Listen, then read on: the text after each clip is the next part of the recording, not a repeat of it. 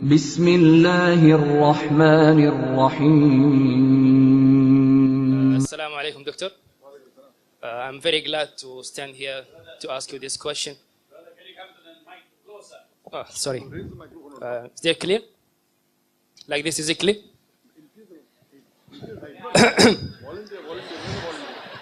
Assalamu alaikum, Doctor. It's my honor to standing here asking this question. And at the same time, I'm very sad to ask this question. If the Qur'an is a book of the guidance, and the Islam is a religion of the knowledge and all this, then why we are Muslim as a nation, as a majority, we are standing in the back among the nations? Why, when we compare our nation with the other nations, we see a big hole between us and them? The brother asked a very good question, very important question, very relevant question. That if Qur'an has so much of information regarding science, technology, it's a book of knowledge, book of guidance, then why are we Muslims backward? It's a very good question.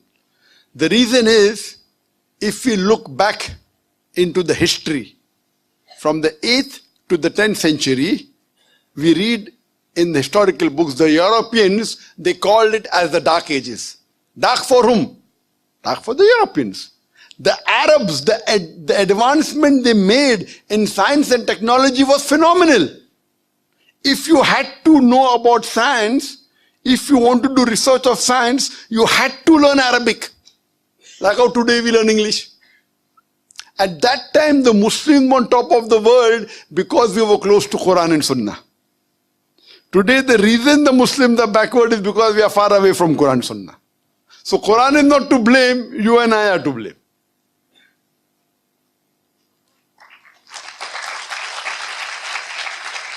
If you read in the books of history and books of science,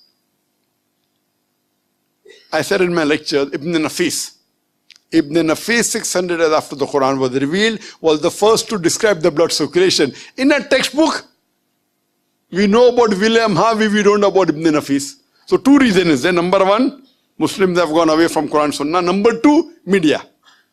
Media also plays a big role in it. In our textbook, in my school, I never heard about Ibn Nafis. After when I did research, I came to know. In my textbook was mentioned William Harvey. The first person who drew the world map of the world was Al-Idrusi. In 1154, he was a Muslim. Do you know the numbers that we have? 1, 2, 3, 4. What's it called? What's it called, 1, 2, 3, 4? What is it called? Say loudly. Arabic numerals. How we have Roman numerals? 1, 2. Arabic numeral, why? Because 0 was first introduced by the Indian. The Arabs took it up, put a decimal point, and we have the Arabic numerals. If you know about Al-Abtusi, he was the one who discovered the Pythagoras theorem, which we learn in school. We learn Pythagoras theorem, we don't know the name of Abtusi. The square of the hypotenuse is equal in a triangle. The square of the hypotenuse is equal to the sum of the other two sides of the triangle. Do you remember or you've forgotten? You remember, na? MashaAllah, good student. Who was the person who discovered it? Now you came to know, correct? Better late than never. Al-Abtusi, Muslim. Trigonometry, we learn trigonometry. Who is the main person of trigonometry? Al-Biruni.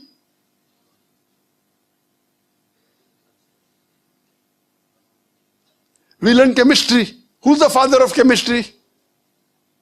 We know. Geber. It's not Geber, it is Jabir ibn Hayyan. They want to, change the name, westernize it. Geber. So Geber looks like a westerner. Sounds like a westerner, correct? It is Jabir ibn Hayyan. He is the father of chemistry, wrote more than 200 pages, 2000 pages. He was the first who distilled alcohol. Alcohol comes from the Arabic word al-gul. Alcohol is Arabic. Al-gul meaning evil spirit. He distilled it. How many people know about Al-Kindi?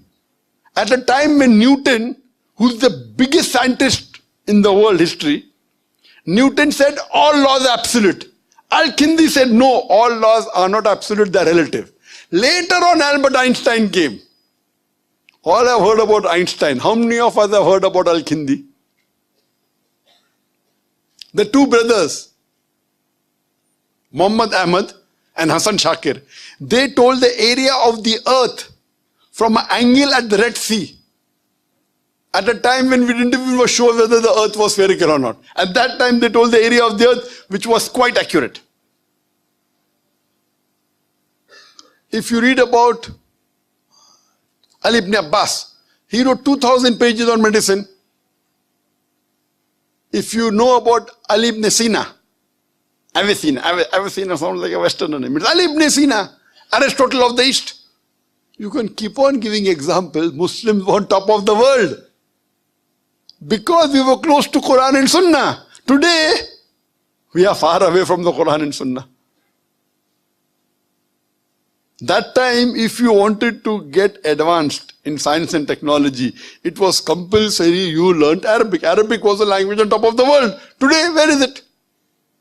Who's to blame? We are to blame. So my request to all the Muslim brothers and sisters, you go back to the Quran. Study the Quran. Quran is the most positive book in the world.